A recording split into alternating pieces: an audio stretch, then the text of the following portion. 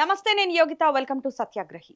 నాడు కేసీఆర్ పాలనలో కళ్ళు చెదిరే డబుల్ బెడ్రూమ్ ఇళ్లతో పైసా ఖర్చు లేకుండా పేదవాడి సొంతింటి కల నెరవేరింది. ఎన్ని చెప్పినరు? ఒక్క మాట అన్న ఖాయం ఉన్నదా? మరి ఏం జరగాలి ఇప్పుడు? ఈ రాష్ట్రం ఇట్లే పోవన్నా? 10 ఏళ్లు బ్రహ్మాండంగా అన్ని రకాల ప్రజలను కడుపులో పెట్టుకుని సాదుకున్నాం.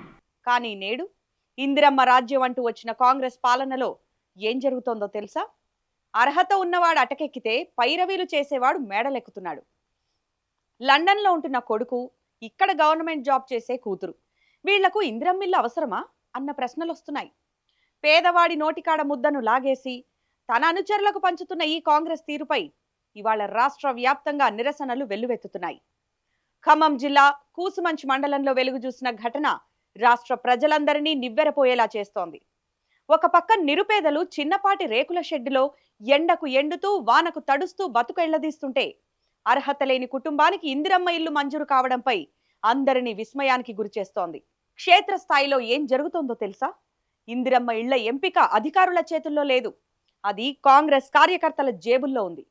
ఖమ్మం జిల్లా కూసుమంచి మండలంలో బయటపడ్డ ఈ ఒక్క ఘటనే రాష్ట్ర వ్యాప్తంగా జరుగుతున్న అరాచకానికి నిదర్శనం.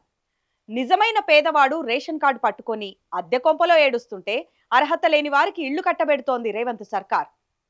ఒక్కసారి వెనక్కి తిరిగి చూసుకుందాం. బీఆర్ఎస్ హయాంలో కేసీఆర్ కట్టించిన డబుల్ బెడ్రూమ్ ఇళ్లు ఆత్మగౌరవానికి ప్రతీకలు. పారదర్శకత పాటిస్తూ అప్పట్లో లబ్ధిదారుల ఎంపిక కోసం కలెక్టర్ల పర్యవేక్షణలో కఠినమైన నిబంధనలు పాటించేవారు. రూపాయి లంచం లేకుండా పేదలకు ఇళ్ల తాళాలు అందించిన చరిత్ర బీఆర్ఎస్ది. కానీ ఇవాళ ఈ పంపిణీలో జరుగుతున్న అక్రమాలు చూస్తుంటే గుమ్మడికాయల దొంగ అంటే భుజాలు తడుముకున్నట్లుగా ఉంది. అధికార పార్టీ కార్యకర్తలు, అనుచరులకే ఈ ఇళ్లు దక్కుతున్నాయి. అసలైన పేదవాడు మళ్లీ అప్లికేషన్ పట్టుకొని మండల ఆఫీసుల చుట్టూ తిరుగుతూనే ఉన్నాడు. అభయహస్తం అని చెప్పి అధికారంలోకి వచ్చిన కాంగ్రెస్ ప్రభుత్వం ప్రజల చేతులు కాల్చుతోంది.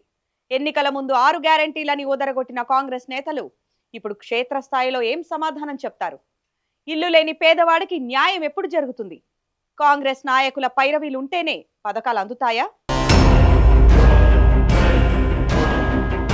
ఇది ఒక్క ఖమ్మం జిల్లా సమస్య మాత్రమే కాదు, తెలంగాణలోని ప్రతి గ్రామంలోనూ ఇదే తంతు సాగుతోంది.